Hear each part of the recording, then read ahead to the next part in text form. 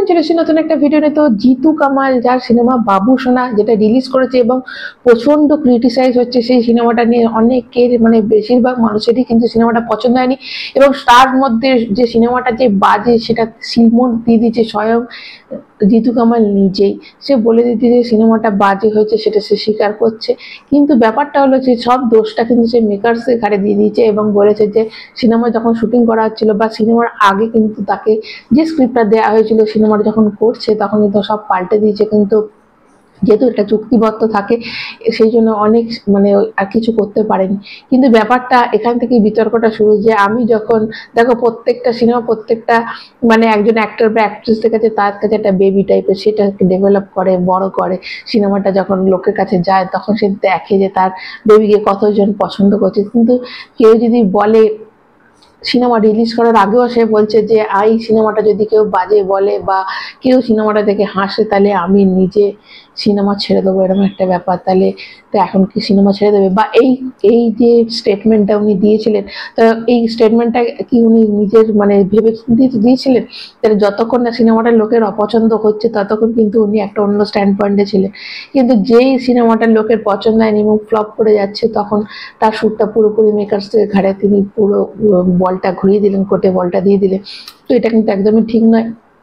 অবশ্যই অবশ্যই যারা নতুন সিনেমা করতে আসে, যেটা জানা যাচ্ছে ইন্ডাস্ট্রির একটা কালো দিক আছে, এটা নেপোটিজমের ব্যাপার আছে, সব জায়গাতেই আছে, এবং মেকার্সরা নতুন কিছু হিরোদেরকে তাদের মানে গল্পটাকে নিজেদের ইচ্ছে মতো ঘুরি মোল্ড করে দেয়, যেটা হয় সেটা অবশ্যই এটা একটা কালো দিক তুলে ধরেছে, এটা নো ডাউট একটা খুব খারাপ দিক। কারণ নতুন যারা নিউ কমার আসবে তারা তো কোনো ইন্ডাস্ট্রিতে আজকে বেঙ্গলি ইন্ডাস্ট্রি কেন এরকম অবস্থা যে এখনো সেই দেবের ওপর আমরা নির্ভরশীল, সেই প্রসেনজিতের ওপর আমরা নির্ভরশীল। অবশ্যই এরা ভীষণ ভালো অভিনেতা, কিন্তু নতুন কেউ তো সুযোগ দিতে হবে। নতুন কিন্তু খুব একটা কেউ আসছে না, এবং এলেও যদি এরকম যদি তারা শিকার হয় এরকম নেপোটিজম মানে এরকম যদি চক্রান্তের শিকার হয় এবং টাকার জন্য যদি মানুষ মানে অ্যাক্টররা সব সিনেমা করতে বাধ্য হয় তাহলে তো খুব মুশকিল। কারণ সিনেমাটা হচ্ছে এমন একটা জিনিস, অবশ্যই তাতে একটা টাকা মানে টাকাটা অবশ্যই একটা ফ্যাক্টর, কিন্তু তাদের যে এই যে হিরোদের দিয়ে মানে একটা বলে একটা অন্যরকম করানো, আমার মনে হয় আমার এটা খুব জানার ইচ্ছে যে জিতু কামাল তো নিশ্চয়ই জানতেন যে সে কি অভিনয়টা করছে, যখন করছে তখন তো সে প্রতিবাদটা করতে পারতো না, তখনই তার প্রতি মানে তখনই তাকে বারণ করে দেয় তুমি কিছু বলতে পারবে না। তাহলে সিনেমাটা যখন হয়ে গেল তখন নিজেকে সে গুটিয়ে নিতে পারতো। তারপরে এরকম বড় বড় স্টেটমেন্ট, সব জায়গায় ইন্টারভিউটা দিতে হতো, কেননা ঠিক আছে সিনেমার প্রমোশনের জন্য ইন্টারভিউ দিল, কিন্তু এত বড় বড় কথা তাহলে তো দুটোর মধ্যে কোথাও মিল হচ্ছে না। কথাটা একরকম আগে বলেছে, একরকম এখন বলেছে। দেখো সত্যজিৎ রায় যে বায়োপিকটা উনি করেছিলেন অপরাজিতা, অবশ্যই সেটা অবশ্যই মানে জিতু কামালের অভিনয় অবশ্যই দাম, কিন্তু তার থেকেও বড় কিন্তু ছিল মানে লেজেন্ডকে নিয়ে করেছে। তো এটাও একটা বড় দিক যে সিনেমাটা হিট করার পেছনে, এবং অবশ্যই ভালো করে ফুটিয়ে তুলে শুনেছিলাম না দাঁতের মাড়িটাও নাকি খুলে মানে অন্যরকম সেটটা করা হয়েছিল, কেননা সত্যজিৎ রায়ের মতো দাঁতটা উনি করতে ছিলেন মানে একদম কোনো জায়গায় খামতি না রাখতে চায়নি।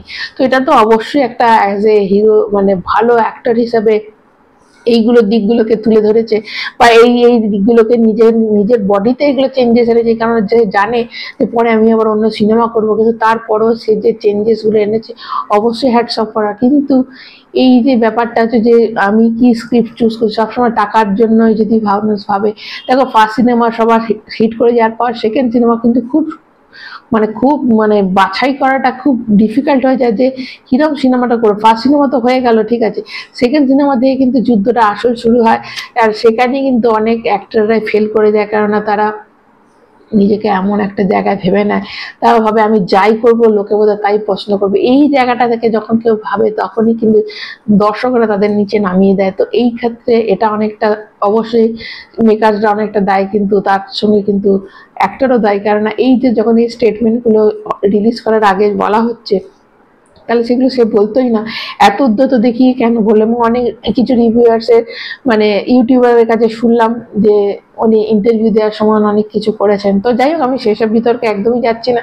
তবে এই যে ব্যাপারটা হচ্ছে, এইটা কিন্তু ভেবে দেখার মানে ভেবে দেখা উচিত। এবং এই যে নতুন হিরোরা আসার পর তাদেরকে একরকম বলে একরকম সিনেমা করানো হচ্ছে, তো এই দিকটা কিন্তু অবশ্যই কিন্তু সবাই মিলে, সবাই যারা ফিল্মের লাইনে আছে, যারা দিগ্গজ, তো তাদের কিন্তু এই জিনিসটা দেখা উচিত। নাহলে নতুন নিউ কামারদের কোনো সিনেমা কিন্তু হিট করবে না। পেছনে পুশ দেওয়ার মতো সবার কিন্তু সবকিছু থাকে না। তো যারা নিউ কামার আছে তাদের জন্য একটা ফ্রেশ গল্প চাই, এবং যে গল্পটা তাদের শোনানো হবে সেই গল্পটাই যাতে হয়। উল্টো পাল্টা গাঁজাখড়ি গল্প করে দিলে দর্শকরা কিন্তু এখন আর নেবে না। সেই যুগটা এখন পাল্টে গেছে। এখন আর এই যুগে মানুষ, এখন দক্ষিণ ভারতের সিনেমাও এখন হিন্দিতে ডাব হচ্ছে, তো সেখানে মানুষ এখন অনেক বেশি ভ্যারাইটি পেয়ে যাচ্ছে। তো সেখানে বাংলা সিনেমাকে দাঁড়াতে গেলে কিন্তু এরকম ধরনের সিনেমা করলে চলবে না। এবং যারা বাছাই করছে তাদেরও ভেবে করতে হবে, এবং একটা ভালো স্ক্রিপ্টের দরকার, ভালো রাইটারের দরকার। তো সেটা একটা রাইটারকে প্রথমে ভালো টাকা দিয়ে অ্যাপয়েন্ট করতে হবে। যেন যে কোনো একটা লিখে দিলি, গাঁজা করে লিখে দিলে কিন্তু আর চলবে না। তো আপাতত এইটুকুই। আমি কিন্তু কাউকে ছোট করতে চাইনি। আমার এটাতে জাস্ট আমার বলার যে কাউকে দোষ যখন হয়ে যাওয়ার পর কাউকে দোষ দিয়ে কোনো লাভ নেই, এইটুকুই আমার বলার ছিল। তো তোমরা কারা কারা আমার সঙ্গে সহমত থাকলে অবশ্যই এটা কমেন্ট করে জানাবে। ভালো লাগলে চ্যানেলটা সাবস্ক্রাইব করবে, একটা লাইক কিন্তু অবশ্যই দেবে। এখনকার মতো টাটা।